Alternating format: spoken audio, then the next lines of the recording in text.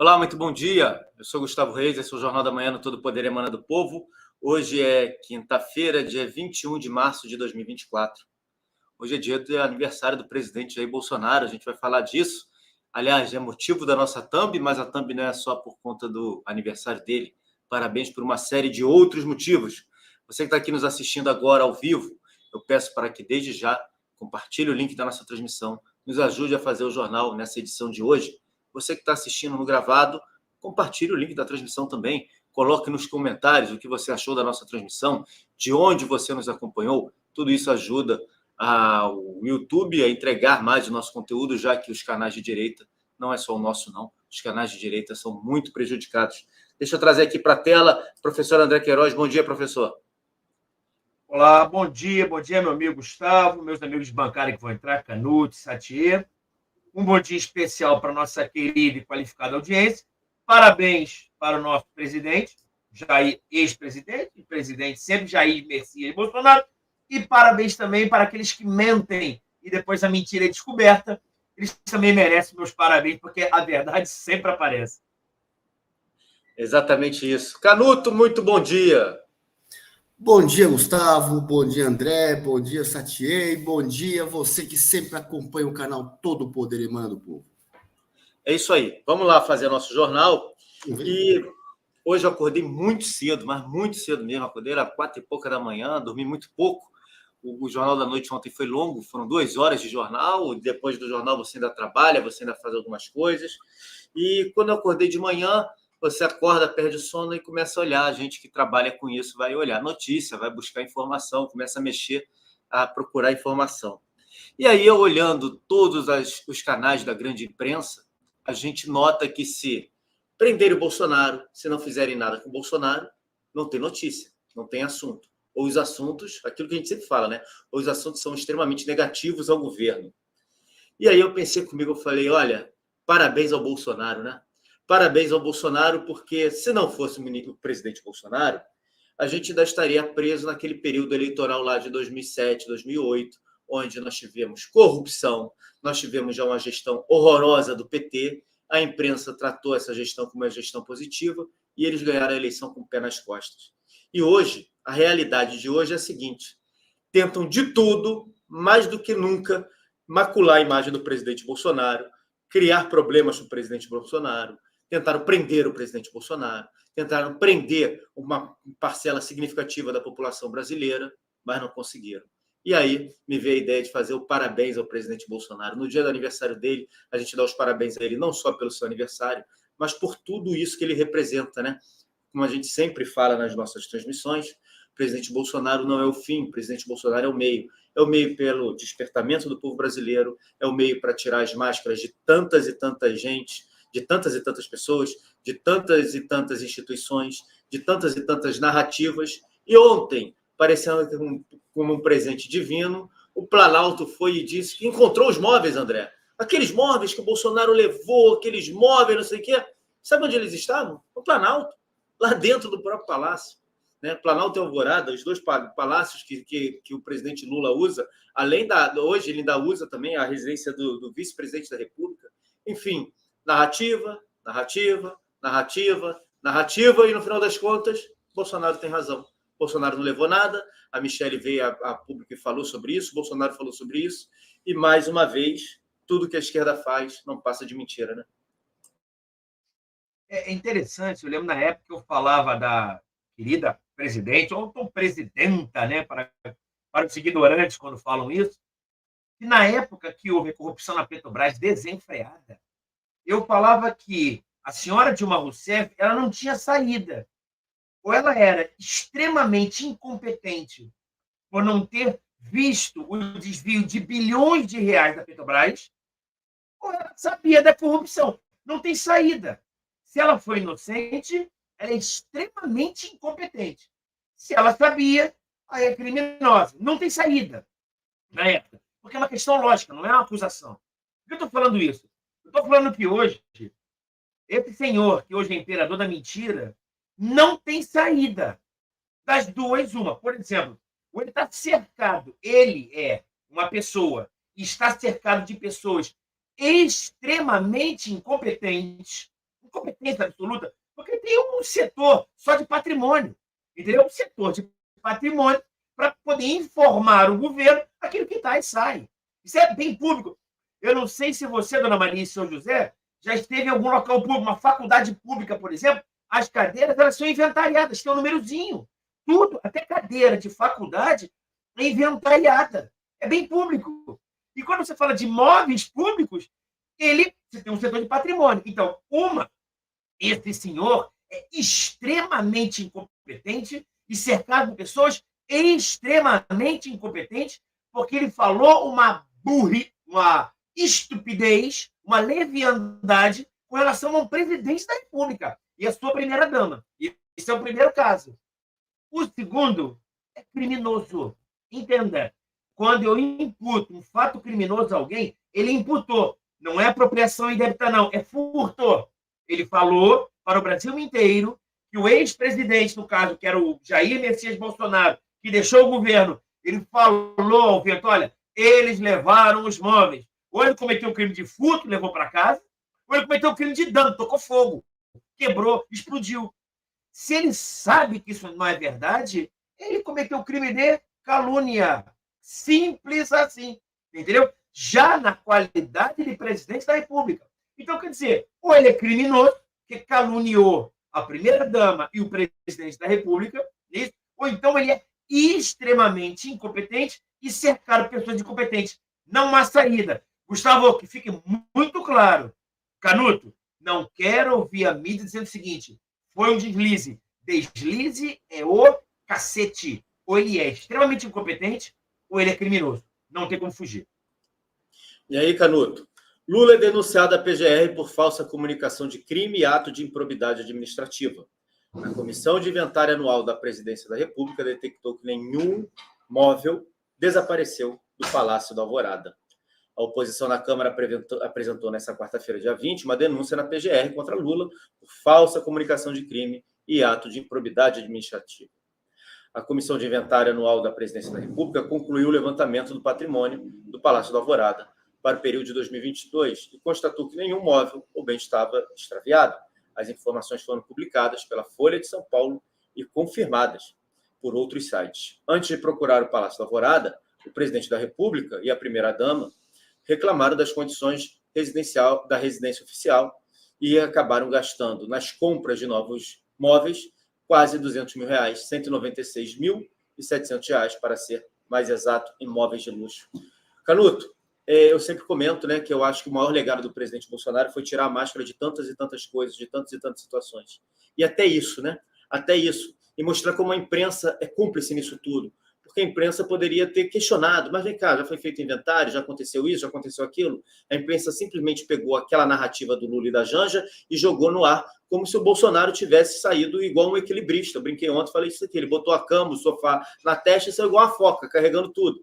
Porque a gente não tinha imagens de caminhões saindo do palácio, a gente não tinha imagens de mudança, como aconteceu no passado com um ex-presidente, que teve que devolver coisa que não acabava mais, né? Bem feito. É aquela coisa, primeiro você dá a notícia, depois você apura se aquilo é verdade ou não, né? No bom jornalismo tradicional, primeiro você apura. Na dúvida, não se dá a notícia. Está com dúvida, não tem certeza, então não fala. É melhor não falar do que falar coisa errada. Mas esse princípio do jornalismo de 100 anos atrás não existe mais na velha imprensa. Você corre, dá a notícia e depois você fala, houve recuo, né? Mudou de ideia. Não mudou de ideia, ele nunca teve aquela ideia. Nunca teve, né? Então acusaram o presidente Bolsonaro de ter roubado as coisas aí do palácio e nada. E agora está vendo que os móveis estavam lá, pretexto para gastar dinheiro com móvel de luxo, né? Lembrando que quando o 9 Dedos saiu da presidência da República, saiu levando até pavão aí, falaram, né? Até pavão que enfeitava o cerveja de enfeite lá para o palácio, ele levou, né? Eu fico imaginando quanta cervejinha ele queria tomar quando ele saiu levando tudo isso do Palácio do Planalto, né? Canuto, só uma pergunta para você. Se ele levou pavão, ele botou no apartamento dele em São Bernardo do Campo? Sei lá o que ele fez com isso. Aquele monte de ou ele tinha que ter um sítio, ou ele tinha que ter um sítio para botar um pavão, né? Ou ele tinha que ter um sítio para botar um pavão. É a pergunta que a gente deixa, né? Deixa por aí. Ó, tem mais. Lula arruinou a imagem do Brasil no exterior, segundo especialistas de mercado. As frequentes viagens e falas polêmicas do atual presidente, mundo afora, pioraram a percepção dos estrangeiros sobre o Brasil. Essa é, pelo menos, a opinião da maior parte dos 101 gestores que foram ouvidos pela pesquisa Genial Quest. 84 fundos de investimentos, 101 gestores de 84 fundos de investimentos. De acordo com o levantamento, desde que o atual presidente tomou posse, a imagem do Brasil no exterior piorou para 45% dos entrevistados. E olha que essa pesquisa aqui é feita pela Genial Quest, né? Genial Quest, que foi a primeira pesquisa a botar o Lula na disputa. Genial Quest, que foi a pesquisa que começou a fazer toda a balbúrdia para que o Lula voltasse a disputar a eleição. Genial Quest, que não se chamava Quest, né? Era o Banco Brasil Plural, o Banco de Investimento Quest era o Banco Brasil Plural, e vem traz esses números. Mais uma vez, parabéns para o Bolsonaro, né? Porque hoje o estrangeiro tem como comparar um presidente que faz pelo país e um presidente que volta ao cargo e mostra que vai fazer terra arrasada do Brasil, né? Parabéns mais uma vez ao presidente Bolsonaro, hein, André? A verdade acaba se impondo, entendeu? Você vê assim, já tem um ano, é porque eu inverto, entendeu? Na verdade, eu não tenho por que aqui ficar dizendo os erros do governo, entendeu? Quais são os erros do governo? Não sei, são todos, milhões. Eu tenho 590 aqui, 590 erros do governo. Eu mandei mal, que eu deveria ter feito também do Poder Judiciário e do Poder Legislativo. Eu fiz só do Poder Executivo. São quase 600 coisas erradas do governo. Aí me vem a pergunta, o que ele fez de certo até agora? Por favor, pelo amor de Deus, audiência, fale para um amigo esquerdista, por favor, fale o que está certo nesse governo. Qual é o ministro que está agindo certo? Me diz um ministro aí, me fala. Um ministro, a ação dele. Me diz uma frase correta desse imperador da mentira que não seja essas falácias, entendeu? Projeto Estuda Mais. Brasil agora vai construir 1.000 negócios aqui. Mas com que dinheiro? Vamos construir. Vamos fazer 8.000 estradas. Falácia. E o pior, ele sabe, e ele não está errado. Ele engana o brasileiro otário. O cara que é otário, ou então quer ser otário, ele cai nessa. Tem gente esperando picanha até agora. Entendeu? Já comprou o carvão, já chamou os amigos, está esperando a cervejinha. Falou que com cervejinha ia acabar com a guerra na Ucrânia. Você não quis nem falar com ele. Eu vou falar com um indivíduo desse, entendeu? Gera briga com o país, que, pelo meu amigo Gustavo, de maneira correta, não é só estupidez, porque, na verdade, a audiência que é qualificada, eu vou ser muito sincero com você, existe uma coisa que é uma combinação trágica. O cara pode ser ignorante e inteligente. O cara informado, o cara pode ser humilde e arrogante. A combinação é quando ele é arrogante e ignorante. Então, ele, além de ser ignorante, ele é extremamente arrogante e é tão ignorante que ele deve ser um instrumento de outras ideias, de pessoas que, junto com eles, colocam o comunismo no Brasil, destrói a sociedade, utiliza as instituições para a manutenção da pobreza no Brasil. É lamentável, Gustavo Canuto. É lamentável, mas a gente volta... Está aqui, está aberto. É lamentável, mas a gente volta a essa tônica do dia. Parabéns ao presidente Bolsonaro. Parabéns por, mais uma vez, mostrar o que acontece. Tudo que nós vivemos no Brasil hoje, nós temos como comparar. Porque eu me lembro muito bem, né, Canuto? A eleição de 2014, né? Eleição da Dilma de 2014. Como a população brasileira se agarrou com unhas e dentes à figura do Aécio Neves. Se agarrou com unhas e dentes ao PSDB, que seria a nossa solução, que seria a nossa saída dessa situação. Se a gente tivesse tido um governo social-democrata, eu tenho certeza que muitas das coisas que foram feitas pelo governo petista, a gente reclama, os sociais-democratas implementariam, né? Colocariam para funcionar, colocariam para rodar agendas, uma série de coisas, e a gente não teria como reclamar. Hoje, com o presidente Bolsonaro, com a passagem do presidente Bolsonaro pelo governo, fica muito claro o joio e o trigo, a questão da polarização, que um defende e que o outro não defende. E a realidade vai tomando conta da vida dos brasileiros. Ontem foi aprovado o projeto da saidinha, a PL da saidinha. Derrite assumiu mais uma vez seu cargo de deputado, ele é deputado federal licenciado, foi exonerado da Secretaria de Segurança Pública do Estado de São Paulo, ele que é o secretário, ele foi exonerado para voltar ao Congresso Nacional, assumir a relatoria e aprovar na Câmara dos Deputados. Isso criou um problema gigantesco para o atual governo. Está aqui, ó, para ministro do STF, ministros do governo Lula, veto total de Lula à saidia seria munição para extrema-direita.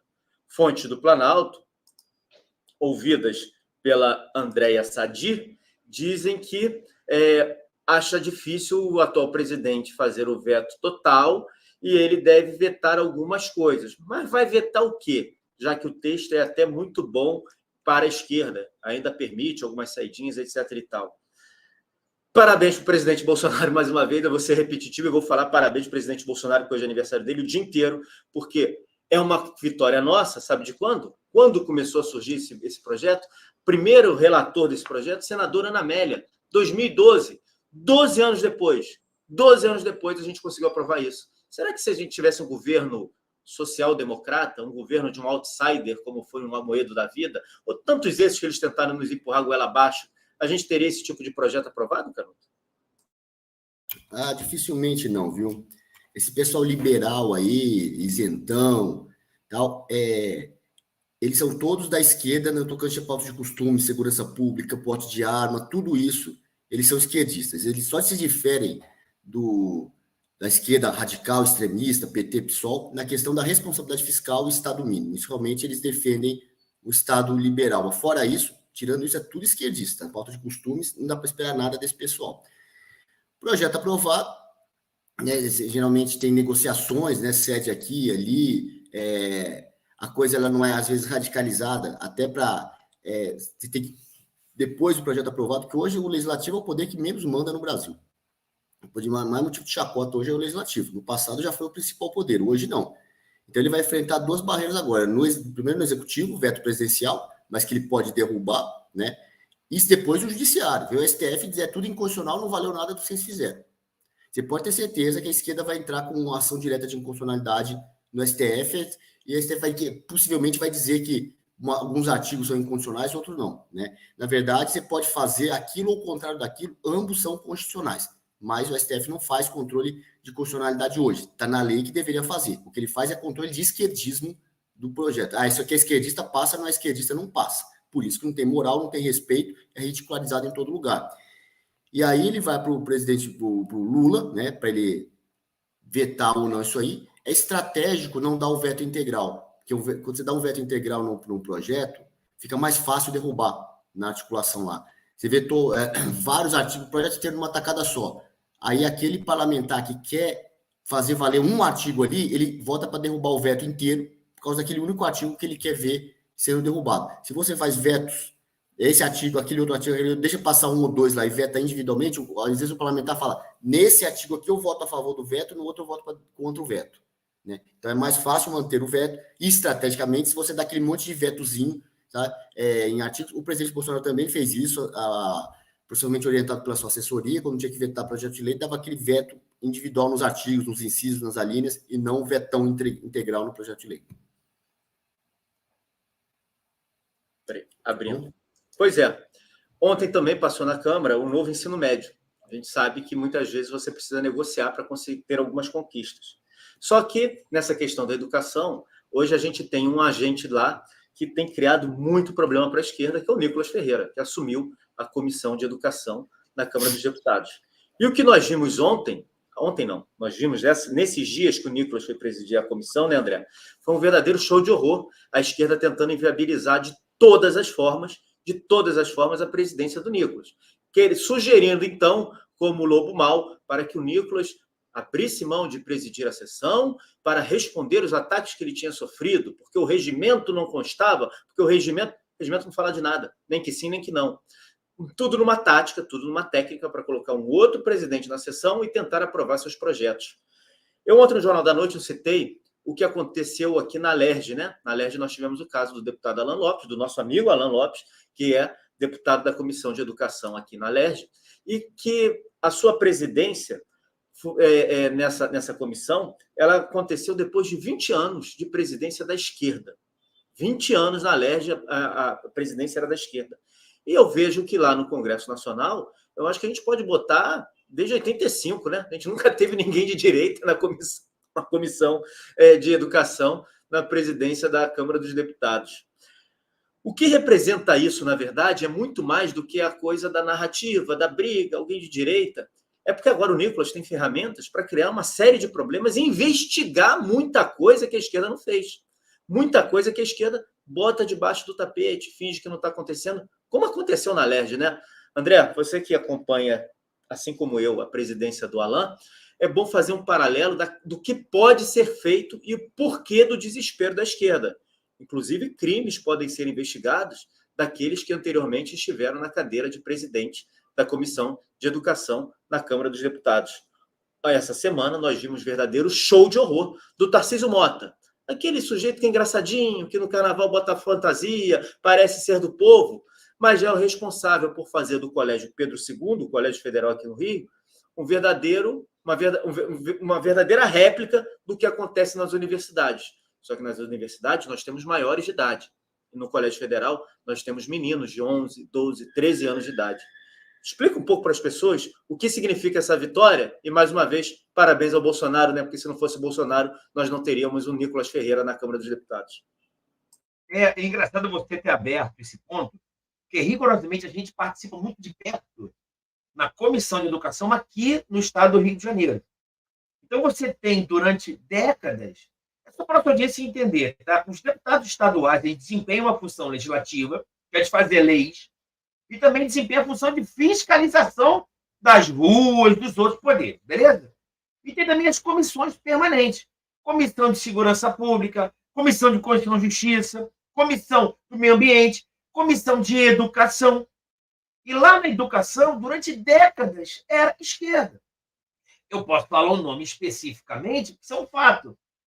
Flávio Serafini foi o presidente anterior. Flávio Serafini, afiliado ao PSOL. Até aí não estou dizendo nada. Quando entra o deputado Alan Lopes, do PL, de direita, conservador, liberal, houve já de cara um frenesi louco na posse dele da presidência. Que ofensa, e até você acha estranho qual é a razão dessa forma de ofensa quase que pessoal. A figura do deputado já é estranho. Por que esse ódio todo? Por que esse receio todo? E aí, lá, no trabalho especificamente, você começa a observar uma infinidade. Audiência, não são poucas, não. É uma cacetada, tá? De procedimentos investigatórios, denúncias. O negócio é seguido naturalmente. Principalmente de professores militantes. Nós fizemos um texto, inclusive, qual é o mal que o professor militante ele atua nisso. Nas crianças que são pessoas vulneráveis. Então, ele fala, usa bem público para fazer proselitismo político, tá entendendo? E influencia. Isso compromete até a audiência, no máximo, na democracia.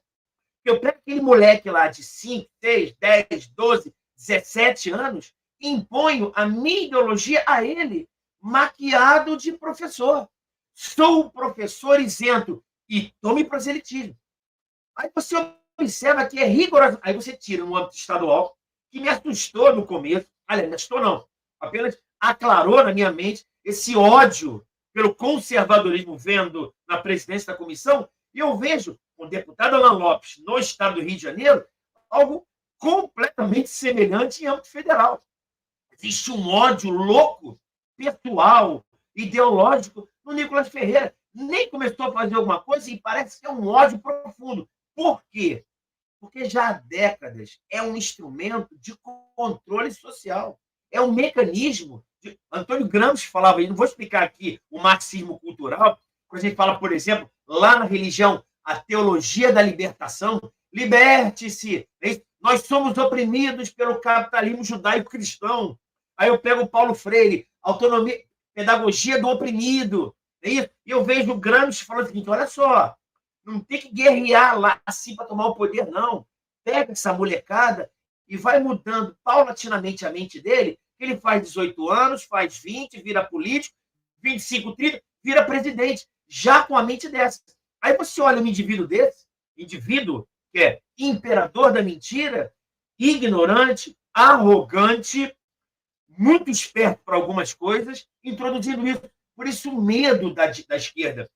Quando houve uma enxurrada de conservadores no Conselho Tutelar, novamente, audiência, a função do Conselho Tutelar é a ligação entre a escola e a família. Sabe o teu filho? Teu filho é a família, mas ele está na escola. A ligação entre escola e família é o Conselho Tutelar. Está entendendo? Qualquer proselitismo político, militância do seu filho, é o Conselho Tutelar que tem que atuar. Se sofrer bullying, Conselho Tutelar. Se houver alguma medida judicial, Conselho Tutelar. Ele é a ligação entre a família e a educação. Houve uma enxurrada de conservadores. A verdade é, não dá para ficar mentindo o tempo todo. Esse progressismo maluco, esse ativismo nojento, essa corrupção desenfreada não vai perdurar. E aí, novamente, agora para você, né, Gustavo? Parabéns, presidente. É isso, parabéns, presidente. O tempo inteiro, parabéns para ele. A gente perde um pouco da dimensão dessas coisas, né, Canuto? Aquilo que eu estava falando, quando eu acordei hoje, 4h pouca da manhã, e comecei a mexer, a gente perde a dimensão. Muita gente se decepcionou com o Bolsonaro. Bolsonaro tinha que ter feito isso, Bolsonaro tinha que ter feito aquilo, Bolsonaro não sei o quê, Bolsonaro não sei o que lá. E a gente se esquece de olhar para o mundo. Vamos olhar para o mundo. O presidente Trump, o país mais livre do mundo, né? O país mais onde a justiça, trabalha de forma perto da perfeição. O presidente Trump não conseguiu vencer uma fraude eleitoral. Ele não conseguiu. Naquele país justo, naquele país correto, naquele país onde tudo funciona, pelo menos em teoria. Muito longe da esculhambação que é o Brasil para tudo. O Brasil tudo é esculhambado, do carnaval, o que você quiser botar como comparação. Tudo é esculhambado, futebol é esculhambado, tudo tem rolo, tudo tem sacanagem, tudo tem... Não, peraí, não é bem assim, passa por cima. O presidente Trump tomou uma volta, literalmente tomou uma volta na eleição presidencial. E muita gente se decepcionou com o presidente Bolsonaro, que ele deveria ter feito. Será que hoje, nós vivendo, a população vivendo essa realidade que vem se apresentando, a população estando de frente com esse monte de sacanagem, com esse monte de coisa, com uma situação dessa dos móveis, que a gente já está tão cansado que a gente não dá nem tanto valor, mas esse é o cúmulo do cúmulo. Os caras fizeram uma comunicação falsa de crime, os caras imputaram o crime a uma pessoa. Talvez se a pressão da rede social não fosse tão grande, o presidente Bolsonaro sofresse até busca e apreensão para saber se na casa dele tinha o tal do sofá, etc. e tal. Será que a população lidando com essas verdades todas agora, a médio e longo prazo, não é muito melhor para o Brasil do que se a gente tivesse vivido conflitos, do que a gente tivesse vivido confusão, do que a gente tivesse vivido uma série de outras situações que muita gente gostaria de ter vivido? Por que eu te falo isso, Canuto? Porque o exemplo agora na educação, como o Nicolas está sendo tratado tão somente por assumir a presidência, o desespero das pessoas, tudo que a gente vê em relação ao presidente Bolsonaro e outras coisas que vão acontecendo. Está aqui, ó. O Arthur Lira ontem disse o seguinte: Polícia Federal quer ação de mídia e não quer trocar tiro com bandido. O presidente da Câmara cobra maior efetividade de ações contra o crime organizado. O Arthur Lira não é uma pessoa querida, nem por lá nem por cá, a gente sabe disso, mas é alguém que tem espaço na mídia porque tem puxado o saco, tem feito muitos acordos aí com o atual governo. E quando ele vem e fala isso, o Jornal Nacional é obrigado a falar esse tipo de coisa, o Jornal da Bandeirante, o Jornal da Record. E aí, mais uma vez, eu coloco, cai mais máscara, Polícia Federal, pessoas do sistema falando mal da Polícia Federal, não é o presidente Bolsonaro. Será que isso tudo não está servindo, por mais doloroso que seja para a gente, né? Passar pela dor é muito ruim, mas isso tudo não está sendo um caminho correto, em linhas tortas, em linhas confusas, para a população brasileira realmente atentar que, essa galera não serve mais, essa galera não pode mais tomar conta do país? Essa declaração do Lira é muito forte, né, Canuto? É forte, e além da declaração do Lira, tem outras coisas que são fortes também, como 750 mil pessoas lá na Paulista, como essa multidão que tem na rua onde o presidente Bolsonaro passa. E você vê que assim, a direita não tem partido, não tem uma instituição, é a pessoa do Bolsonaro. Ele é uma ideia, mais que uma pessoa, eu acho que ele é uma ideia. Ele, vamos dizer assim, concentra todo esse anseio popular e ele é a negação do sistema.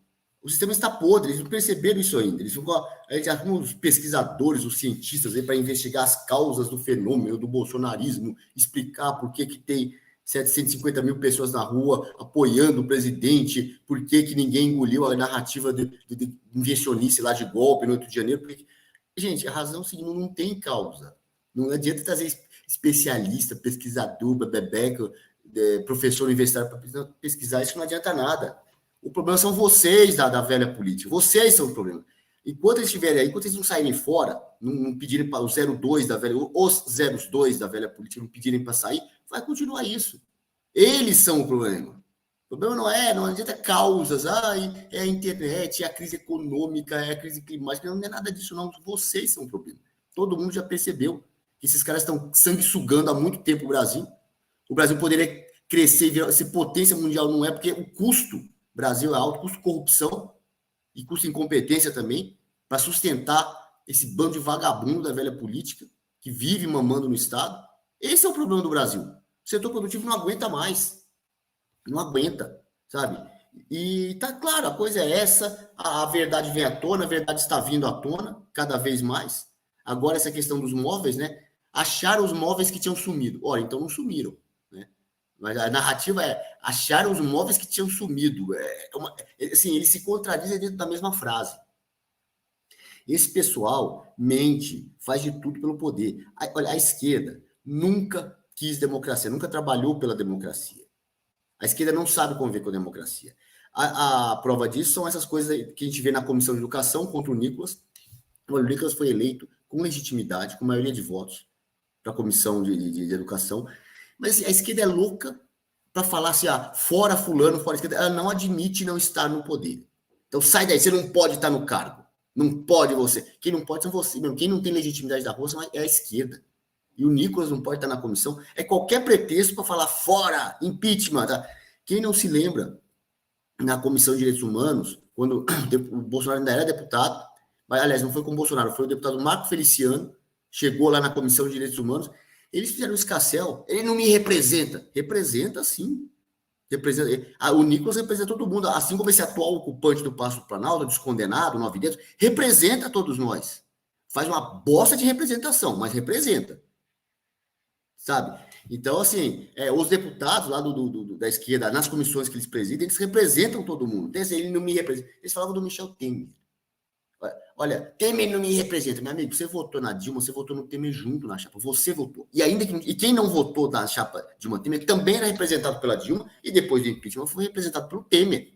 Mas a esquerda, ele não me representa. A esquerda só aceita gente deles no poder.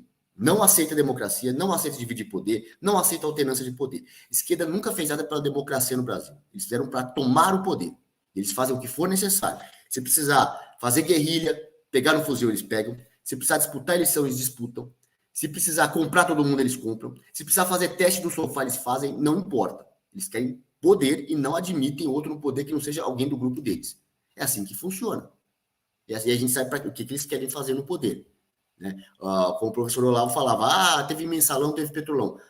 O motivo do roubo é muito mais grave do que o próprio roubo. Eles querem implementar uma ditadura, fazer uma nova União Soviética aqui na América Latina. É isso que esses caras querem, sabe? Para isso, precisa de entre aspas, né, de gasolina, precisa de poder, de benesses do poder, daquilo que o Estado pode oferecer, seja em termos financeiros, seja em termos decisórios, e estão trabalhando para isso. Nunca foi por democracia. E a sociedade cansou disso, percebeu isso, foi para a rua, na Paulista, e vai para a rua onde precisar ir para tirar esses caras de lá.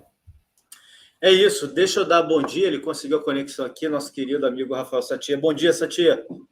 Bom dia, Gustavo. Eu estava com um problema de conexão aqui. Bom dia, Alex Canuto. Bom dia, professor André Queiroz, nossa audiência qualificada.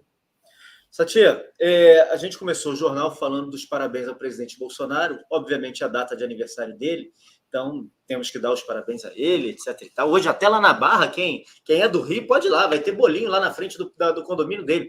Não sei se ele vai aparecer, não sei se ele está pelo Rio, mas lá no condomínio dele, quem quiser, é só levar uma garrafa de refrigerante e tal, vai ter lá um aniversário lá na frente do condomínio dele às 18 horas. Quem é do Rio pode aparecer.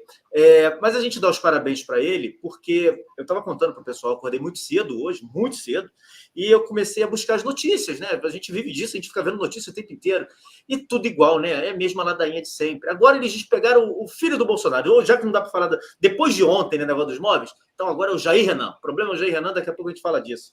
Mas não tem assunto, não tem nada para falar. Até a história do golpe já foi defenestrada, né? Se eles quiserem seguir com isso, já tem o comandante da Marinha aí sentando o cacete neles. O Anderson Torres, que é um cara muito preparado, já fez um recurso botando os caras em xeque. Enfim, não tem assunto. E tudo isso que a gente vive é graças ao Bolsonaro. Apesar de parecer muito ruim, é graças ao Bolsonaro, porque foi o Bolsonaro quem tirou as máscaras disso tudo. Eu me lembrei das eleições de 14, né?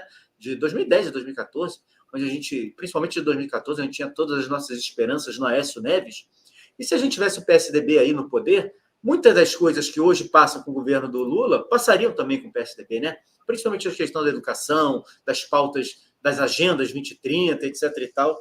E foi o Bolsonaro que descortinou isso tudo.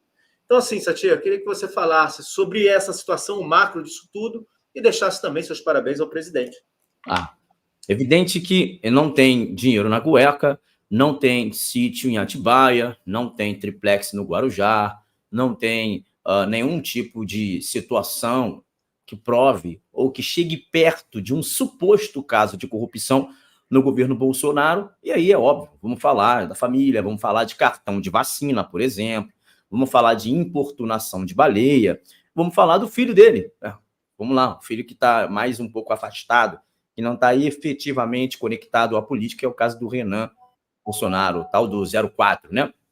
Então, veja, é o que a gente tem visto hoje aí, né? A gente vê essa perseguição ao presidente Bolsonaro, e essa perseguição não está relacionada a algo ruim que ele causou no Brasil, a um dano financeiro, econômico, político, não tem nada relacionado a isso, simplesmente perseguição por perseguição. E hoje, Gustavo, aniversário do capitão, aniversário do presidente Jair Messias Bolsonaro, realmente é uma data muito importante para o Brasil, é a data de aniversário de um homem que mudou a mentalidade política do brasileiro, mudou o sentimento patriótico do brasileiro, ou através do presidente Bolsonaro, mais do que mudar, mas fez nascer e surgir esse sentimento de amor à pátria e esse espírito de pertencimento. Afinal de contas, síndrome de vira-lata era o que mais o brasileiro tinha. Hoje é completamente o contrário. Muitos brasileiros se orgulham de morar nessa nação, de viver nessa terra e de ser nascido aqui. Diferente de nacionalidade, a pátria, o patriota, ele é aquele que valoriza a sua terra. Pátria vem de pai, né? De terra, de pai. Ou seja, você tem raízes nesse lugar. A pátria diz muito a esse respeito. E nós, de fato, temos essa consciência e temos esse orgulho de morar e de ter nascido nessa terra. Agora, esse orgulho só surge depois do Bolsonaro. Esse orgulho só surge depois de um homem que abriu mão de tantas coisas, né? De tantos privilégios, de tanto conforto para lutar por um Brasil. Tem entrevistas dele dizendo, olha, depois que eu assumir, a minha vida vai virar uma desgraça. A minha vida não vai ser a gente não vai ficar em paz e tal. Mas ainda assim, contra tudo e contra todos, ele assume essa responsabilidade e consegue com maestria representar nos 4 anos de governo, /2 anos de governo, porque a pandemia realmente trouxe um problema muito grande de governabilidade, de colocar em prática as suas ações, mas mesmo assim, ainda assim, com pandemia, com o início da guerra na Ucrânia, o aumento do balde de petróleo e tantas crises mundiais, com apenas 2 anos, o presidente Bolsonaro conseguiu ser o melhor presidente da história desse país. Então, veja, parabéns ao presidente Bolsonaro, parabéns aos seus eleitores, parabéns àqueles que, de alguma forma, direta e indireta, ajudaram e colaboraram e contribuem ainda hoje para a difusão dessa ideia. Porque quem acha que a gente parou, quem acha que a gente desistiu, está muito enganado. Muito pelo contrário, Gustavo, o professor André Queiroz, o Alex Canuto, não sei vocês, mas se eu hoje estou na política fazendo análises, fazendo comentários, fazendo vídeos, escrevendo artigos, se eu estou hoje na política, é graças ao presidente Jair Messias Bolsonaro. E grande parte dos analistas, grande parte dos comentaristas, daqueles que têm até uma vida pública e política hoje. Hoje eu vi, por exemplo, as felicitações do deputado federal Carlos Jordi, aqui do Rio de Janeiro, onde ele faz essa declaração. Graças ao Senhor que eu entrei na política. Quantos outros deputados, quantos outros parlamentares, quantas outras pessoas que hoje vivem, trabalham na política, começaram por intermédio desse ânimo e, sobretudo, dessa esperança chamada Jair Messias Bolsonaro. O aniversário é dele, mas o presente é nosso. Não é clichê, não, mas, na verdade, nós nos sentimos honrados e presenteados em ter tido o presidente Bolsonaro como presidente da República Federativa do Brasil e ter a esperança de ainda viver num Brasil que não é o Brasil do futuro, como muitas pessoas falam, o Brasil do presente. E a gente conseguiu provar isso, esse Brasil do presente, quando o Bolsonaro estava sentado na cadeira. Muito obrigado, presidente Bolsonaro. Feliz aniversário. Olha, as pessoas são muito invejosas, né? Isso está em todas as camadas da população. O Olavo de Carvalho falava muito sobre isso, né? A característica do povo brasileiro. Como o povo brasileiro ele era dinheirista, né? Ele se atraía pelo poder, e como ele tinha inveja, ele falava muito sobre isso, né? No Brasil, se você conta para alguém que tem um projeto, todo mundo torce contra. No exterior, se você conta para alguém que tem um projeto, todo mundo faz de tudo para o seu projeto dar certo. É uma característica, infelizmente, de uma parcela grande do povo brasileiro. E ele fala muito isso. E essas pessoas, como eu falei anteriormente, muita gente ao longo do caminho, Bolsonaro, porque o Bolsonaro não sei o quê, porque o Bolsonaro tinha que ter feito isso, porque o Bolsonaro tinha que ter feito aquilo, como se o Brasil fosse a coisa mais simples de resolver. O Aparício Torelli, que era um jornalista, que ficou muito famoso com seu personagem, que era o Barão de Tararé, Jomer Betting, grande jornalista de economia, ele escrevia no Globo, e todo dia na coluna do Globo ele botava uma frasezinha do Aparício Torelli. Ele dizia o seguinte: o Brasil é feito por nós, falta agora só desatar os nós. O Brasil é cheio de nó, né? O Brasil tem nó para tudo que é lugar. E o presidente Bolsonaro foi o cara que encarou efetivamente isso e começou a fazer esse movimento de entregar o Brasil ao povo brasileiro.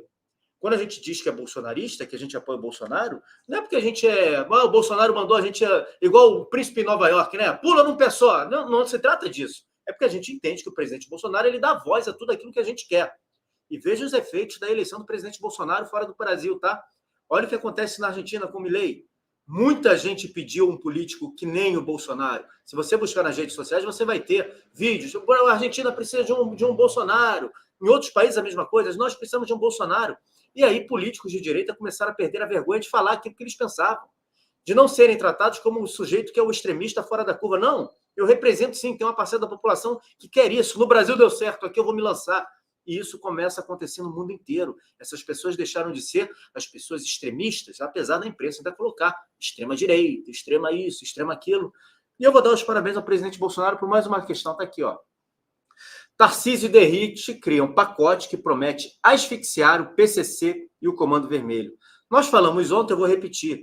O Tarcísio tem aprovação de 72% na Baixada Santista, lugar onde o crime corria solto. Fazendo um falso paralelo, não são as mesmas características, mas é como se fosse a nossa sofrida Baixada Fluminense aqui no Rio de Janeiro. O negócio, o bicho pegava, e lá houve enfrentamento. Agora eles criaram um pacote para asfixiar o PCC e o Comando Vermelho. Mas tem mais.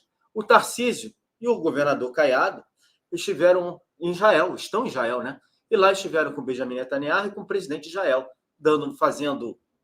fazendo uma missão internacional, mostrando que o Brasil, de verdade, apoia Israel, não apoia o Hamas, não apoia essa coisa ruim que existe naquela região. Infelizmente, é muito ruim. A gente não está falando do povo palestino, a gente está falando do grupo terrorista Hamas, e a imprensa está empolvorosa, porque diz que o Tarcísio e o Caiado estão trabalhando, André, eles só foram para Israel para trabalhar pedindo votos. Tudo isso é para pedir votos nas eleições municipais. Pela primeira vez, eu ouso dizer, nós vamos ganhar muitos municípios, nós vamos ganhar muitas eleições municipais, algo que nunca aconteceu, inclusive quando o presidente Bolsonaro era o presidente. Isso graças a quem? Esse fato de agora, ao presidente Bolsonaro. Parabéns, Bolsonaro. Um monte de prefeitura vai deixar de fazer campanha para o Lula na próxima eleição. É aquilo que a gente vem conversando muito, tá? Então, qual é a visão que eu tenho? Aqui dentro do Brasil, você tem um movimento muito claro de inviabilizar a figura do presidente Bolsonaro. Aqui muito claro. E utilizando as instituições para tanto. Vou repetir mais uma vez, novamente, de novo, pleonasticamente. Não sou contra nenhuma instituição. Porém, eu sou rigorosamente contra e avesso à instrumentalização dessas instituições. Posso citar, por exemplo, a instituição Polícia Federal. André, Você é contra a favor da Polícia Federal? Pergunta idiota. É óbvio que eu respeito a Polícia Federal, mas estou absolutamente contra quando o ministro da Justiça, o senhor Flávio Dino, fala o seguinte: senhor presidente, a Polícia Federal é sua. Isso não é democrático. Isso eu posso afirmar que não é democrático. Primeiro ponto. Segundo ponto que é interessante, existem dois grandes movimentos que mudam o rumo do país. Primeiro é aqui dentro. Aqui dentro são as pessoas de maneira ordeira, sem cometer crime, na rua. Pessoas na rua, isso muda o rumo de um país. E o segundo, lá fora. Eventos lá fora, movimentos lá fora. Peraí, o Brasil vai ficar assim mesmo e vai todo mundo ver externamente sem fazer nada? Então, existem movimentos para mexer as peças lá fora para influenciar aqui dentro. Existem movimentos orgânicos no Brasil para quê? População, para movimentar a estrutura aqui dentro. Mas qual é a estrutura aqui dentro? A estrutura aqui dentro é a instrumentalização de maneira escusa de todas as instituições contra uma pessoa. Porque esta pessoa vai influenciar, por exemplo, as eleições municipais agora. Então, existe um medo gritante do senhor agora, Jair Messias Bolsonaro, influenciar as pessoas na rua. É o seguinte: olha só, gente, esse é o meu candidato. Olha, gente, esse não é meu candidato, não, mas ele é conservador. Olha, gente, esse é meu candidato, não é, mas ele é honesto. Ele é contra a corrupção. Existe um medo disso. E o pior, André, qual é o seu grande medo? Que essa pessoa, ela está inelegível. Eu afirmo, não, eu entendo que ela hoje está elegível. Então, eu vou falar com muita clareza. Eu entendo que existem teses jurídicas bem estruturadas que hoje, quinta-feira, dia 20 de março, o senhor Jair Messias Bolsonaro está elegível. Ah, mas falaram que é inelegível. Eu estou entendendo, eu sei disso. Eu entendo que ele hoje é elegível por uma estrutura doutrinária, beleza? Qual é o outro ponto agora? Este indivíduo, Jair Messias Bolsonaro, ainda que esteja inelegível, ele não pode falar, ele não pode influenciar a sociedade. Precisamos botar ele atrás das grades. E qual é a ideia de botar atrás das grades? A baleia não está colando, as joias não estão colando, cartão de vacinação não está colando. Golpe de Estado. Golpe de Estado, eu afirmo aqui, eu dou 10 fundamentos que ele não cometeu o crime golpe de Estado. Estão entendendo a maluquice que é? André, o que fala golpe de Estado? É tentar depor. Se para tentar depor, ele só poderia dar golpe de Estado depois do dia 1º de janeiro. Ah, mas foi 8 de janeiro que ele tentou. Qual é a relação dele com 8 de janeiro? Não, ele é autor moral, que a senhora, ultra inteligente e juridicamente falando, Elisiane Gama, ele é autor moral. Isso é uma piada. Essa pessoa ela faz piada com dinheiro público. Então, hoje eu tenho esse receio desse movimento interno de querer prender Jair Messias Bolsonaro, uma tentativa louca de influenciar as eleições municipais, porque vai haver uma enxurrada de prefeitos conservadores e vereadores conservadores. Novamente, não vote no seu amigo para vereador. Não vote que ele promete fazer a tua calçada. Vote no cara que defenda 3 coisas: religiosidade, defesa da família e liberdade econômica. Defenda essas ideias e pense em mudar o Brasil. E daqui a 2 anos, a gente muda os governadores e os presidentes. Não é isso? É essa a ideia. Firme nesse propósito. A eleição de vereador é importante, André, pra caramba. É aquele cara que muda a tua coisa. Maravilha? É essa a ideia que a gente tem que seguir. Pronto, é isso mesmo. Deixa eu botar aqui na tela, porque eu esqueci, tem coisa até para falar que eu esqueci. Primeiro é que tem uma enquete, tá? O presidente Bolsonaro ele não tem o hábito, né? Se o presidente Bolsonaro fosse entrar na justiça contra tudo que já fizeram, todas as declarações, eu acho que ele ia ter que precisar de umas 5 campanhas de Pix para pagar advogado, porque os caras atacam ele o tempo inteiro. Mas essa foi muito significativa, essa agora dos móveis. Então a enquete é a seguinte: você acha que o presidente Bolsonaro deveria acionar judicialmente essa turma que falou que ele tinha sumido com 260 móveis do Palácio do Planalto? Responda a nossa enquete. Outra coisa, eu não falei, mas vocês já pegaram aqui, né? Deixe sua mensagem de parabéns ao presidente Bolsonaro no chat. Vai lá, coloque a sua mensagem, diga por que você acompanha a política. Enfim, fale aquilo que você quiser falar para o presidente Bolsonaro, deixa aqui no chat, Eu vou colocar na tela, na medida do possível, eu vou colocando na tela. Terceira coisa, nós falamos dos números de pessoas que estavam inscritas no canal e nós quebramos a barreira dos 228. Saímos, enfim, dos tais 227. Agora a campanha é para a gente chegar nas 230 mil pessoas inscritas no canal. Veja se você está inscrito, veja se já não tiraram a sua inscrição. Compartilhe, peça para as pessoas se inscreverem. 230 mil pessoas, essa é a nossa nova meta para bater aqui no canal. E também, eu não tenho falado, está aqui, ó, o WhatsApp do Todo Poder Emana do Povo. Do mesmo jeito, do mesmo modo que as pessoas não conseguem, às vezes, assistir uma transmissão, a transmissão sai do ar, etc e tal, o canal pode cair a qualquer momento. A transmissão de ontem sumiu, saiu. Apesar da gafe que nós cometemos no final, não foi por isso, não. Ela simplesmente sumiu. A gente não sabe o que aconteceu, ainda não recebi notificação. Então, por favor, 21 99 851 2357. Todo o Poder Emana do Povo, é o nosso zap. Vai ser o meio que nós teremos para comunicar com vocês caso o canal caia, caso o canal suma. E a gente sabe que a direita é muito prejudicada. Eu falei ontem, na transmissão de ontem, quem não acompanhou, como as transmissões aqui no YouTube, elas estão sendo prejudicadas em relação a transmissões que estão acontecendo, por exemplo, no Twitter. O Todo Poder não tem Twitter, então é por isso que a gente não passa no Twitter. Então é importante que você salve. E para quem não acompanhou, ontem, por incrível que pareça, apesar da gente encerrar a transmissão aqui, a transmissão não encerrou. E a gente ficou conversando, e aí vocês viram, né, que a gente conversa coisas normais, a gente é a mesma coisa do que acontece durante o programa, fora do programa. Durante 2 minutos nós ficamos conversando. E aí tentamos de novo até conseguir encerrar a transmissão, para você saber o que aconteceu. Mas é isso. Salve o número do Todo Poder. Ele está passando aqui embaixo, ó, 21 99 851 2357. Salve esse número e mande uma mensagem para lá.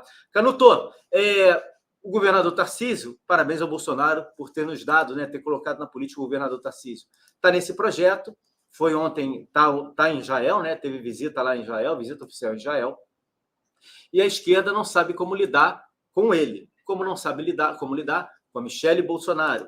E aí criam-se uma série de balões de ensaio, o negócio do golpe, a teoria do golpe, ela esvaziou por completo, e eles recorreram agora à questão do Jair Renan. Promotoria denuncia Jair Renan por falsidade ideológica e uso de documento falso para obter empréstimo. Denúncia foi apresentada à Justiça do Distrito Federal no último dia 15. Empréstimos somam quase 300 mil. MP também descreve ação para ocultar dinheiro obtido de modo supostamente ilegal. Aí vem uma monte de narrativa, uma monte de história, que ele pegou dinheiro. 300 mil reais. A gente sabe que 300 mil reais é muito dinheiro. Mas do jeito que a imprensa coloca, o Jair Renan, com 300 mil reais, era igual aquelas pessoas que no passado ganhavam o prêmio do Silvio Santos, né? Ganhavam um prêmio como se fosse, vamos dizer hoje, 50 mil reais e diziam que ia comprar um carro, uma casa, uma moto, é da casa para a mãe, como se o dinheiro desse para fazer milhares de coisas. Ou como se 300 mil reais fosse o golpe do Jair Renan para mudar a vida dele para sempre. Parece essa mesma imprensa que esquece que a gente teve o maior caso de corrupção da história do planeta e trata essas pessoas como pessoas idôneas, honestas, enfim. Mais uma narrativa que a gente sabe o final dessa história, né? De 300 mil reais falando um dinheiro significativo, mas não deixa ninguém milionário, né? Compara com os milhões aí, ou talvez bilhões do mensalão, os bilhões do petrolão, os 93 bilhões agora dos precatórios, né? Quem não se lembra aquela delação premiada na época do petrolão, que o sujeito fala, teve um desvio de 30 bilhões, assim, ele fala assim, né, no vídeo.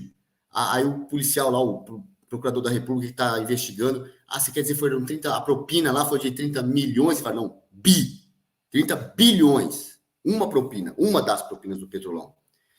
É petrolão, é o precatorizão, 15 bi que o governo está liberando agora para artista ruim, lá por Lei Rouanet, Lei Léo de Blanc, não sei mais o quê. O problema são os 300 milhões do Jair. Olha, não tem crime nenhum pegar dinheiro emprestado. Primeiro é o valor da história. Até agora eu estava falando do valor. E depois, gente, não é crime. Não tem crime nenhum pegar dinheiro emprestado. Mas tudo que você faz, eu vou comprar um apartamento, eu vou tirar dinheiro de uma conta minha e colocar na outra. Eles vão fazer um escarcéu, querer fazer um cavalo de batalha, inventar coisa em cima disso. A esquerda não sabe o que fazer. Se pensasse no Brasil, trabalhasse honestamente, não ia ter problema. Como eles não fazem isso, eles ficam desesperados atrás de qualquer coisinha para atacar o presidente, atacar a família do presidente, tudo isso. Realmente, eles não sabem o que fazer. Assim, eles sabem, só que eles não têm competência para fazer. Primeiro, eles não têm caráter, é uma gente de caráter distorcido, gente que vive do crime, sabe? A grande dicotomia que nós temos na sociedade é assaltante contra assaltado, não é pobre contra rico, homem contra mulher, gay contra hétero, branco contra negro. Tudo isso é narrativa diversionista da esquerda para mudar o foco. O foco, a dicotomia que nós temos, os dois grupos em que a sociedade se divide, é que quem cumpre a lei e quem desrespeita a lei. É o assaltado contra o assaltante. A esquerda representa assaltante, defende assaltante, é composta por assaltantes, e do outro lado são os assaltados.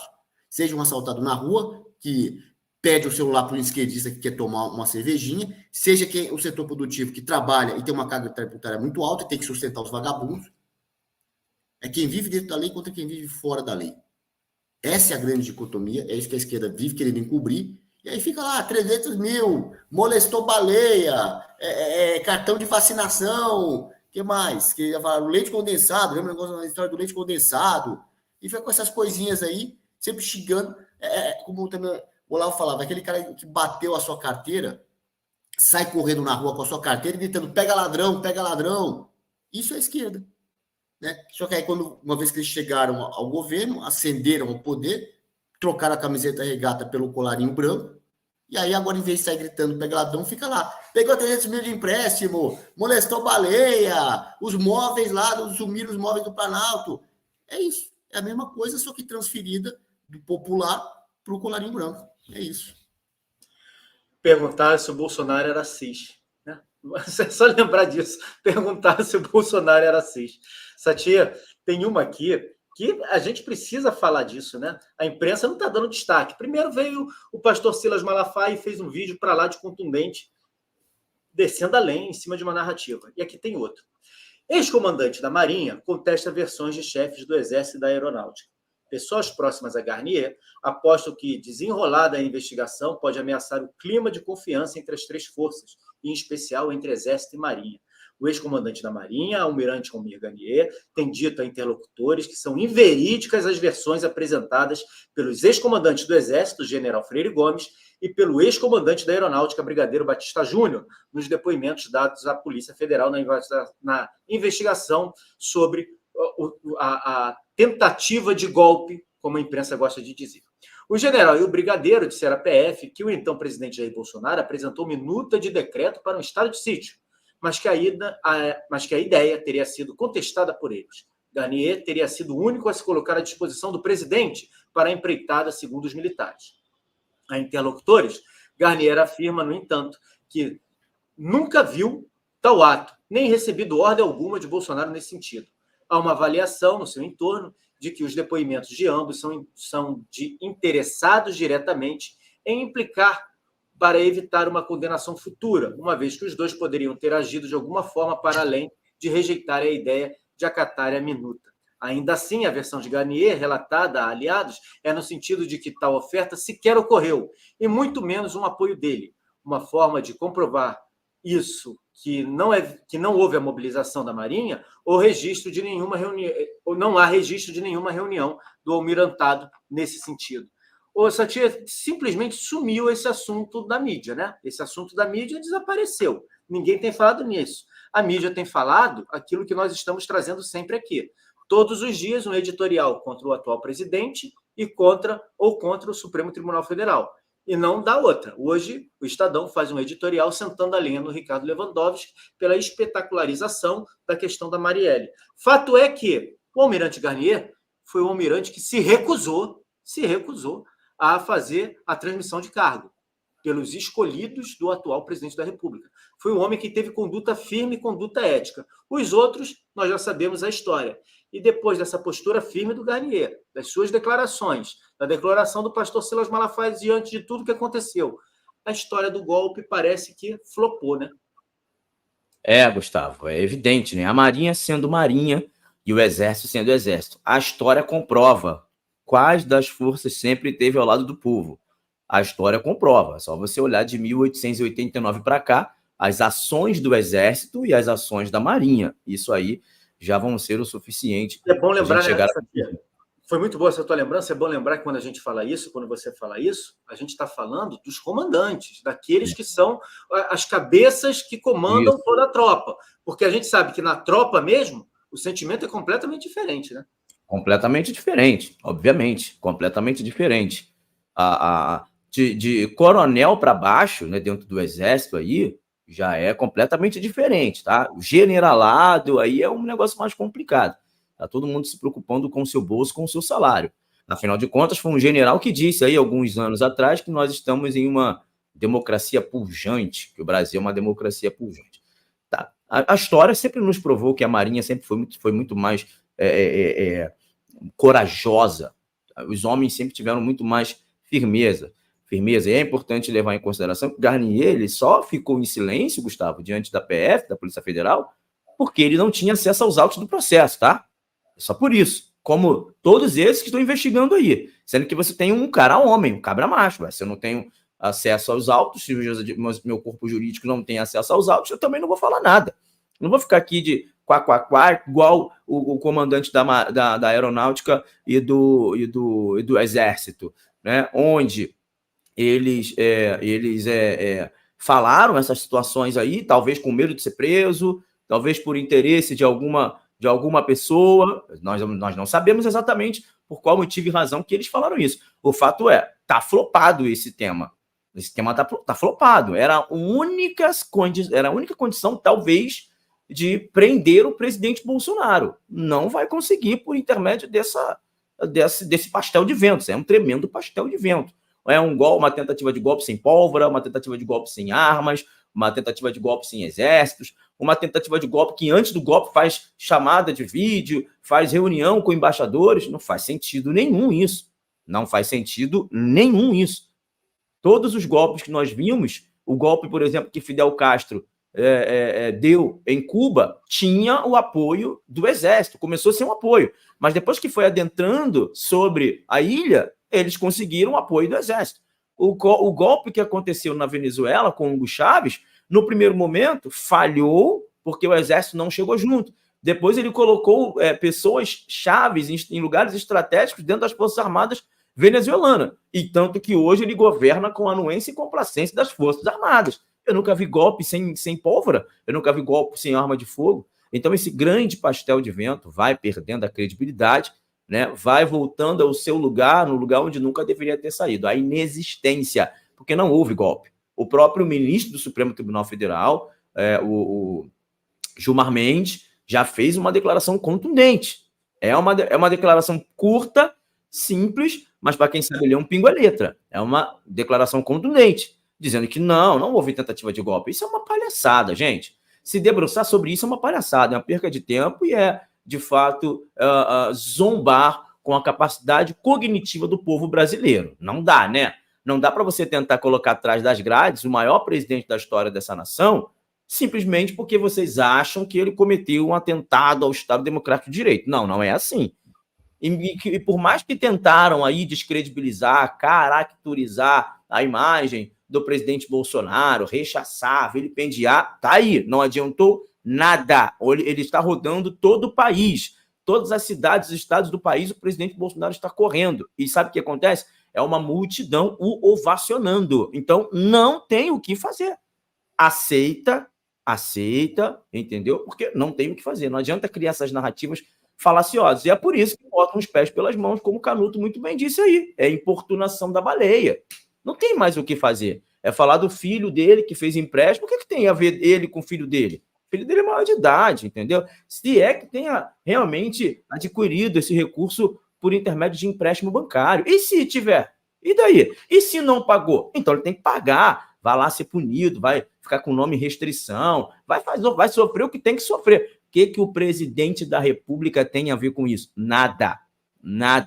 Então é sempre tentando usar terceiros para macular a imagem de um homem que praticamente deu a sua vida para salvar essa nação, Gustavo.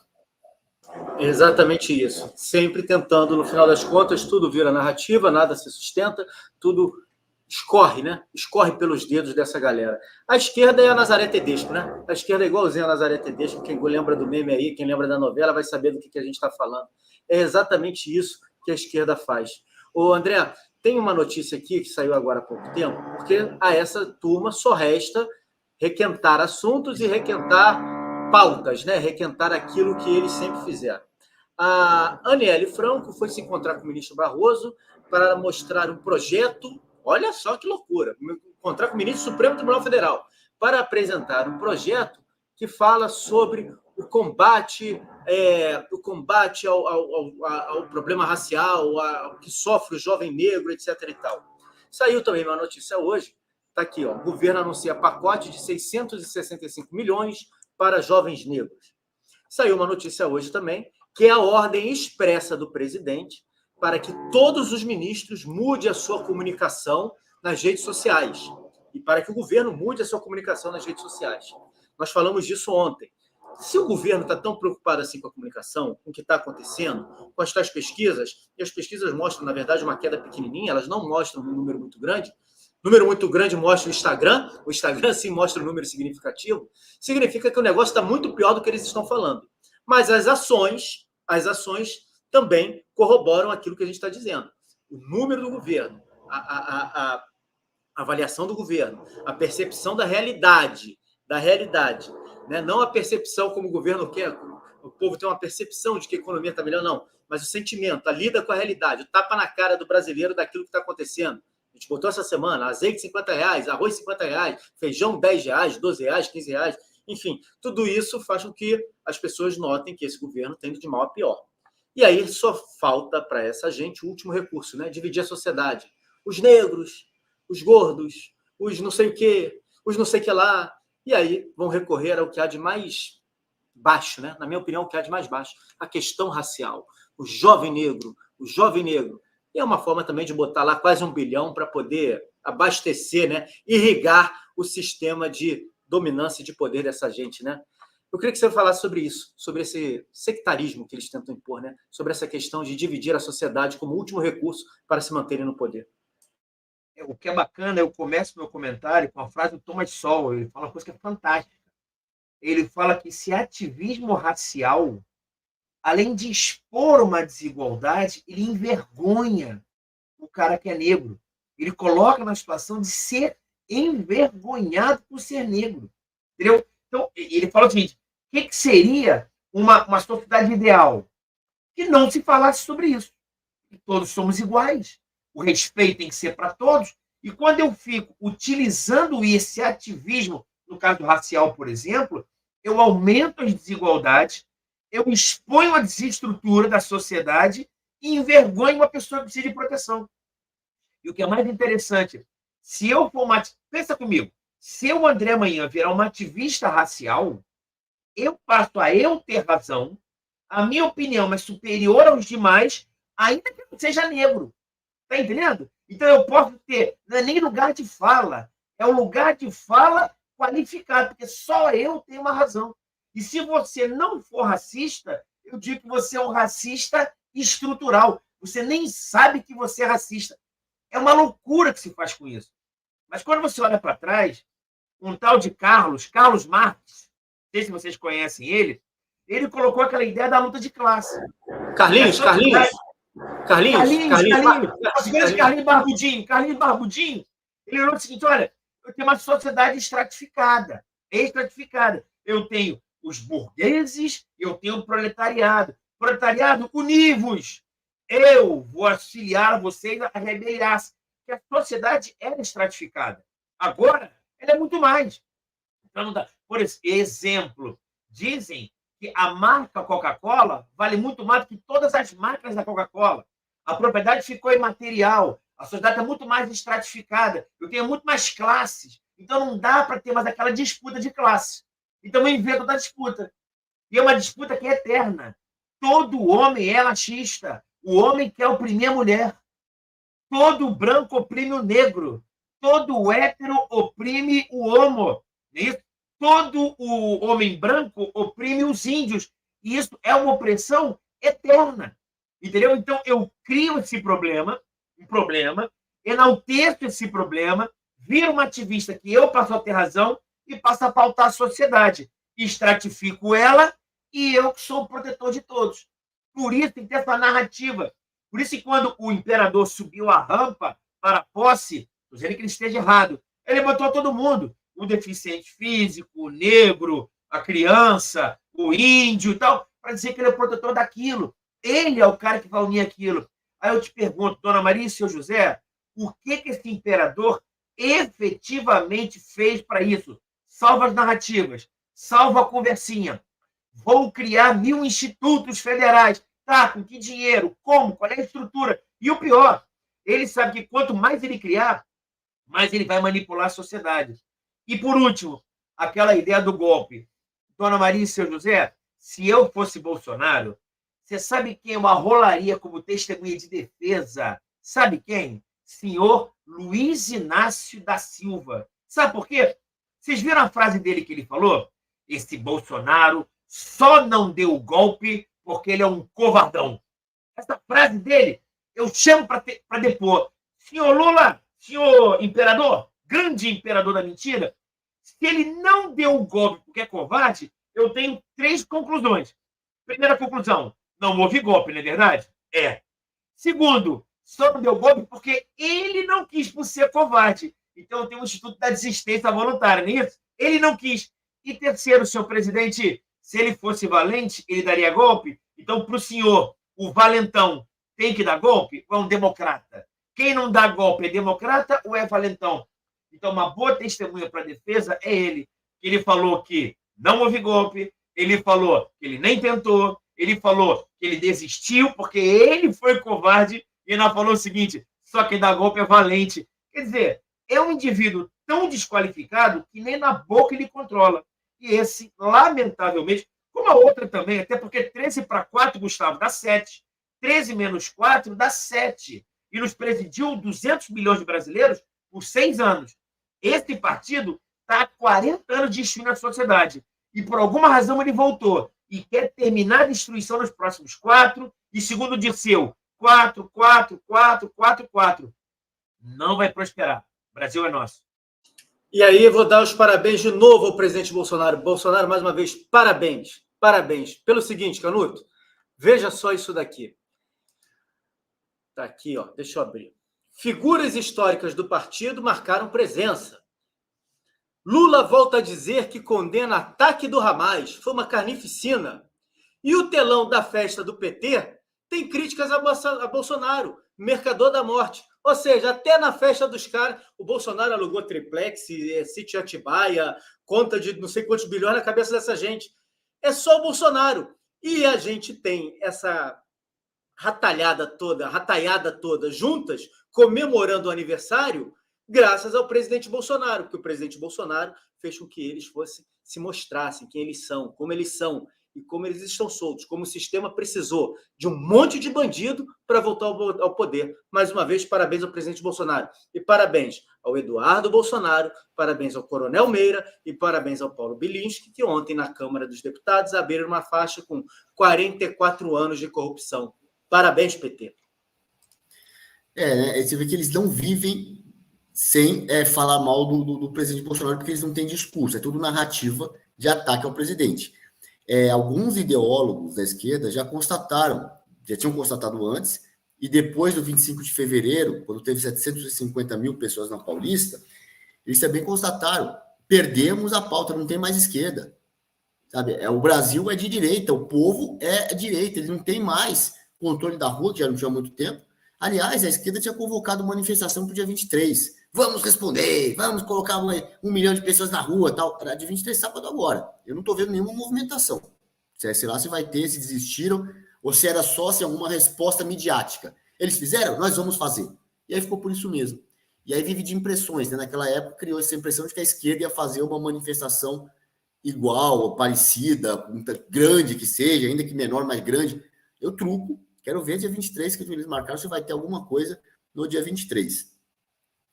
Senão nós vamos falar, nós vamos ter que relembrar isso aí, até que eles chamaram, falaram que ia fazer e não fizeram nada, isso tem que ser relembrado. E aí você vê como eles são sem discurso, já chegaram a essa conclusão de que perderam a pauta. Outros ideólogos aí, aquele Felipe Neto, veio pedir abertamente a censura, né? Temos que censurar a internet, controlar a internet para combater a direita. Tem que ir para combater a direita. Quer dizer, o cara tem um canal com não sei quantos mil seguidores, ele não segue milhões de seguidores, né? Não recebe boicote das plataformas, não tem censura, não tem Alexandre de Moraes bloqueando conta dele, derrubando o canal, não tem nada disso. O cara tem milhões para ter uma avenida livre na frente dele para ele passar falando, e mesmo assim ele não consegue debater contra a direita, né? Lembra da polêmica do Bis? Ele gravou aquele vídeo ridículo. A direita fala, não vou comer mais esse chocolate porque está patrocinando o lacrador. O Bis foi lá e tirou o patrocínio dele. Aí ele foi lá, ele fala besteira na internet, quero fazer um apelo a vocês. E agora perdeu o debate. A esquerda perdeu o debate como um todo. Não foi só na internet, não. Perdeu na internet, nas ruas. Ele só tem cargos públicos ainda. Ele só tem controle sobre instituições, caneta na mão. Só isso que eles têm.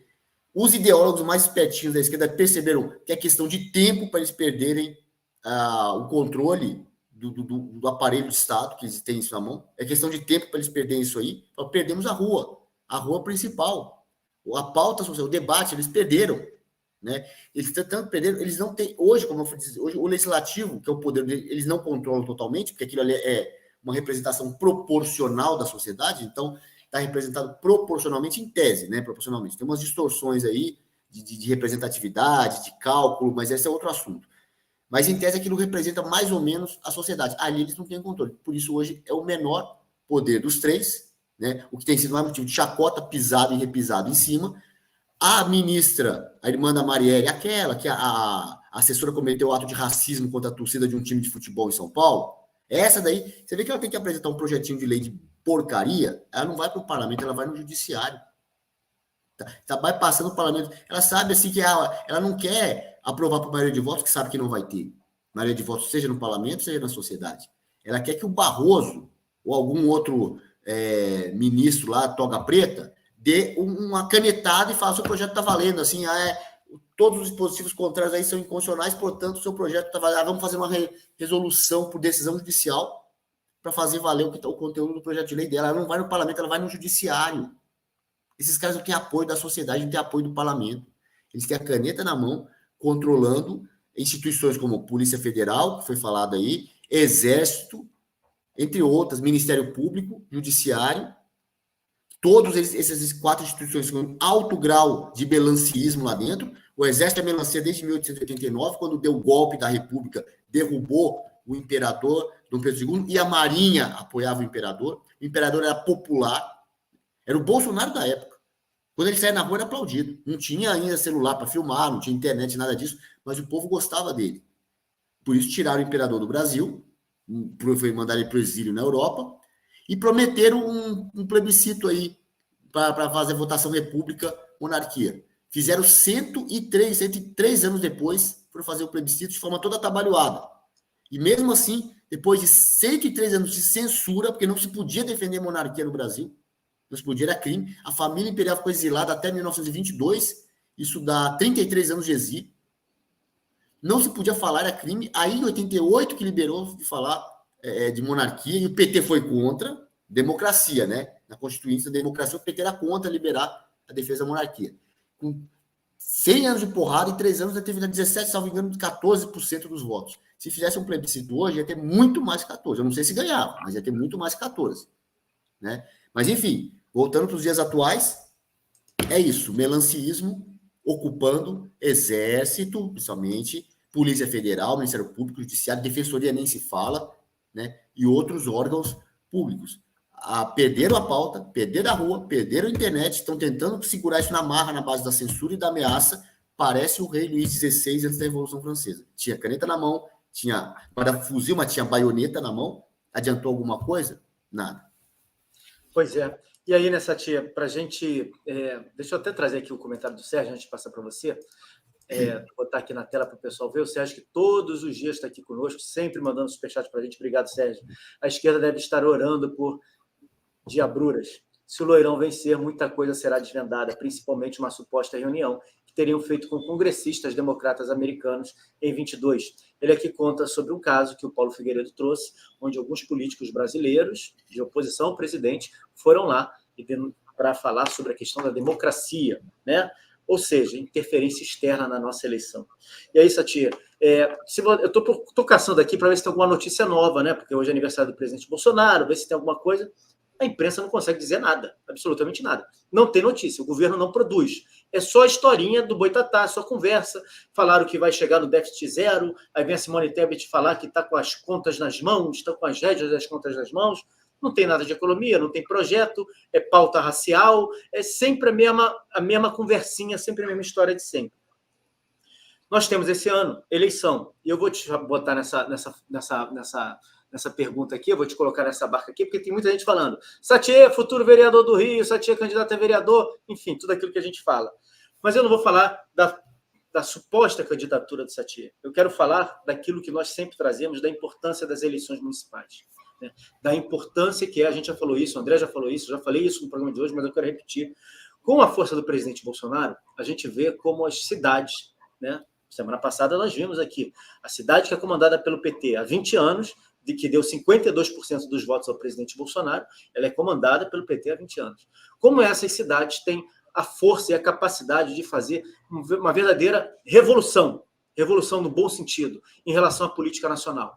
Se nós, nessas eleições municipais, tomarmos as câmaras de vereadores, conseguimos colocar lá representantes da direita, como nós conseguimos em relação aos cargos de conselheiros tutelares, as eleições de 26 elas se tornam muito diferentes, por mais que a gente tenha todo o esquema eleitoral, todo o sistema eleitoral, a gente não precisa dizer o que é, e muita gente ainda se prende nisso, mas se nós tivermos em cada município, em cada cidade, um clima favorável ao ex-presidente, o atual líder da oposição, Jair Bolsonaro, mesmo fora do poder, fica muito mais difícil para que outras coisas interfiram na eleição, né? Se é que vocês me entendem, eu sei que vocês entendem. Queria que você falasse sobre isso, Tia. Evidente. É extremamente importante que haja uma movimentação nos municípios. A gente está diante de um grande desafio, que são as eleições municipais. O presidente Bolsonaro deixou muito claro isso nas eleições passadas. Tem cidades aí que são governadas pelo PT há mais de 20 anos, e foram cidades que o Bolsonaro ganhou. Maricá, por exemplo, que é o foco do PT no estado do Rio de Janeiro e no Brasil, a cidade de Maricá que bancou e sustentou o Partido dos Trabalhadores a nível nacional enquanto eles estavam fora do poder, desde 2016, não fora Dilma, quando a Dilma é impeachmentada. Quem sustenta o PT e os seus tentáculos é a cidade de Maricá, com royalties, bilhões de orçamentos anual, por causa do royalties de petróleo. Veja, mesmo assim, o presidente Bolsonaro ganhou nas eleições de 2022, na cidade de Maricá, o Bolsonaro fez mais votos do que o Lula. Então, você percebe que nós, mesmo não tendo ali aquele alcance da máquina pública e tudo mais, nesses municípios, o presidente Bolsonaro, o bolsonarismo, as pautas da direita, né, dos conservadores, dos patriotas, elas são muito mais reverberadas através do presidente Bolsonaro. E esse é o desafio para 2024. O desafio é, de fato, continuar com esse trabalho, Gustavo, a fim de que as câmaras municipais elejam pessoas que são comprometidas, mas comprometidas de verdade, com as pautas do presidente Bolsonaro, a fim de que tudo aquilo que fora ou que era feito em âmbito nacional seja municipalizado. É importante levar em consideração e deixar claro para a nossa audiência, para quem está nos assistindo, obviamente, que os nossos problemas reais acontecem nos municípios. É ali que acontece. É ali que você paga o IPTU, é ali que você paga o IPVA, é ali que você paga a conta de luz, é ali que você tem um problema na tua calçada, no seu bairro. Os problemas reais acontecem ali. É óbvio que numa visão macro, do ponto de vista político, ideológico, as leis federais elas se sobrepõem às leis municipais. Muitas vezes você vê parlamentares aqui na ordem municipal, vereadores, por exemplo, com projetos de leis que facilmente são derrubados ou caem em inconstitucionalidade, porque a esfera federal já tem um projeto semelhante, o que sobrepõe aquele projeto ali. Então, do ponto de vista da produção legislativa, um vereador ele acaba ficando um pouco mais limitado, mas no que diz respeito à fiscalização, ao combate à corrupção, à propagação das pautas e a municipalização das pautas do presidente Bolsonaro, a saber Deus, pátria, família, liberdade, a liberdade de imprensa, o direito à iniciativa, o direito à liberdade religiosa, a iniciativa privada, enfim, a propriedade privada, o armamento, todas essas pautas podem e devem ser municipalizadas, porque é aqui no município que as coisas acontecem. É aqui que a nossa vida acontece. É aqui que você vai no shopping com medo de ser assaltado. É aqui que você compra um bem com medo de ser roubado. É aqui. As coisas acontecem aqui, efetivamente, Por isso é extremamente importante, Gustavo, essa conexão e esse tempo para tocar nessa pauta, porque nesse ano de 2024 vai acontecer as eleições municipais. E a gente está vendo aí muitas pessoas se colocando à disposição para se candidatar e tudo mais. Eu vejo muitas pessoas falando, Satier, futuro vereador, Satier. Eu fico até feliz pela deferência, pela confiança, mas, de fato, é um grande desafio nesse sentido, né? Então, é importantíssimo nós, avaliarmos e vermos quem tem condições do ponto de vista de enfrentamento ao sistema, enfrentamento a essas máfias que corrompem, que são corruptas e que desviam os recursos dos municípios, sobretudo porque a gente antigamente via, Gustavo, a questão da militância ideológica dentro do ensino médio, nas universidades federais. Isso já é uma realidade ultrapassada. Hoje, muitas prefeituras, por intermédio da Secretaria de Educação, estão ideologizando nossas crianças na educação base. Então, precisa-se de representantes que fiscalizem na ponta essas safadezas e canalices que fazem com as nossas crianças. Então, é extremamente importante a movimentação, extremamente importante a participação das pessoas, e é importante lembrar também que o Bolsonaro, em cidades até governadas pelo PT, há mais de 20 anos, ganhou. O Bolsonaro ganhou. Isso significa que o conservadorismo, que o bolsonarismo está mais forte do que parece. E óbvio que o envolvimento das massas, das pessoas, vai fazer com que a gente sobreponha toda e qualquer dúvida de aparelho ou qualquer coisa do tipo. O importante é continuar na luta. Não adianta também ficar naquela coisa de e não vai adiantar nada porque aquilo ali deu problema. Não. A gente precisa continuar, a gente precisa seguir continuando neste caminho, a fim de que os nossos sonhos, os sonhos dos nossos irmãos brasileiros permaneçam vivos. E esse sonho, ele começa nos municípios. Ninguém nasce no Brasil. A gente é brasileiro, mas as pessoas nascem na sua cidade, nos seus municípios. Isso é a sua naturalidade. Você é do Rio de Janeiro, você é de São Paulo, você é de Itupeva, você é de Jundiaí, você é de Fortaleza, enfim, é assim que se dá, é assim que acontece a coisa. Então é importantíssimo esse envolvimento, Gustavo, e a gente tem certeza que o nosso povo ele vai continuar e não vai desistir, que agora está aí. A grande responsabilidade está nas nossas mãos de eleger os vereadores, os nossos representantes nas câmaras municipais, a fim de que os mesmos sigam representando os anseios e os desejos dos seus eleitorados. É isso, a turma está aqui, querendo Satier. Satier vai ser um grande político, Satier vereador, Satier vai ter a maior votação do Rio. Se você que está assistindo a gente concorda com isso, coloca aí no chat se o Satier deve sair ou não. A gente enche o saco dele, né, André? A gente fala, Satier, você é o cara que precisa fazer isso. Satier, só que o Satier ele ainda está pensando nisso daí direitinho, né, Satier? Você ainda está... Estou avaliando, Gustavo, estou avaliando todas as possibilidades. É importante a gente avaliar, a gente não, de fato, entende o tamanho da responsabilidade do cargo. As pessoas desqualificam, desprestigiam o cargo de vereança, porque o que tudo indica, no ponto de vista hierárquico, ele aparentemente é um cargo menor. E não é. Muito pelo contrário, o vereador, é ele quem fiscaliza o executivo, a prefeitura. E a eleição municipal, ela é uma das eleições mais difíceis. Se não for a mais difícil, proporcionalmente falando. É uma eleição muito difícil de ganhar. Tamanha a relevância desse cargo, sobretudo o trabalho que se faz fiscalizando a prefeitura. Aqui, por exemplo, na cidade do Rio de Janeiro, o prefeito Eduardo Paes precisa que alguém fiscalize. E no próximo ano, tudo indica aí, na luta, na fé, na guerra, que o Ramagem pode ganhar essa eleição. E é importante ter uma base na Câmara Municipal a fim de dar sustentação ao mandato do prefeito delegado Ramagem, assim ganhando as eleições. Então, eu realmente ainda estou avaliando todas as possibilidades, mas sim, me coloco à disposição do povo, me coloco à disposição dos moradores da cidade do Rio de Janeiro, carioca, para sim uma suposta pré-candidatura ao pleito nesse ano de 2024. Vai ser uma honra poder representar o povo do Rio de Janeiro na Câmara Municipal, se assim eu decidir lançar uma candidatura. E aí, Canuto? E tu, Canuto? Em São Paulo? Encara essa turma, Canuto? Canuto até engasgou, tossiu. Vamos lá, Canuto. Falou de candidatura, é isso aí.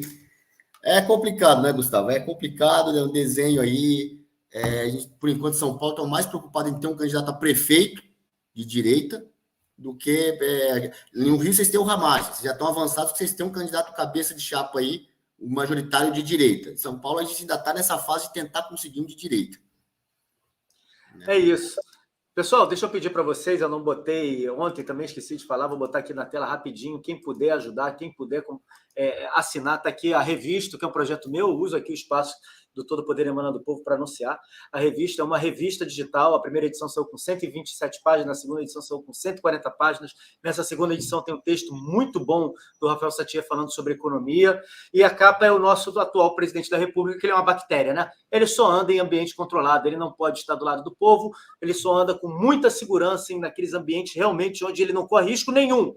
Igual bactéria. Bactéria, para você ter contato com bactéria, você tem que estar em ambiente de muita segurança. E ele é uma bactéria, né? Ele é uma bactéria também porque ele, infelizmente, destrói tudo. Ele pega o Brasil, um Brasil saudável, e bota esse Brasil doente. É isso que ele é, o atual presidente da República. Quem puder assinar, revista.com.br, a assinatura é uma assinatura anual, você vai pagar R$ 9,99 por mês, você pode pagar em 12 vezes, e você vai ajudar muito, muito mesmo, a gente fazer jornalismo, porque jornalismo não é fácil de fazer, não é barato, e a gente precisa ter mais veículos fazendo jornalismo sério, para fazer denúncias, para fazer reportagens especiais e para botar o dedo na ferida, porque alguns assuntos a gente não pode falar aqui. Por exemplo, tem gente falando sobre a questão de umas caixas. Nessa edição da revista, nós temos uma entrevista com o procurador Felipe Jimenez, onde ele fala muito além de caixa. Ele explica o porquê o nosso sistema eleitoral está todo errado, desde 1990 e alguma coisa. Até lá, uma entrevista de 8 páginas com ele, falando exatamente sobre isso. Eu quero agradecer a todos que estiveram aqui conosco, todos que estiveram aqui fazendo o Jornal da Manhã conosco no dia de hoje.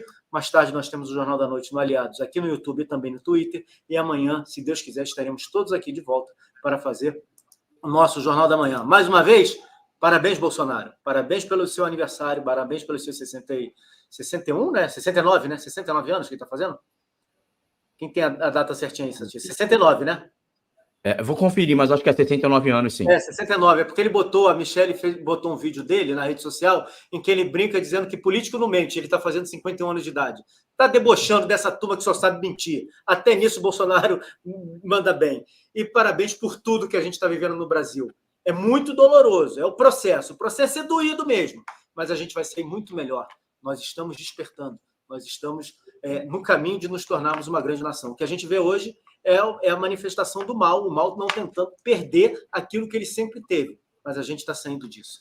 Fiquem com Deus, uma quinta-feira abençoada a todos. Amanhã a gente está de volta, se Deus quiser. Tchau, tchau.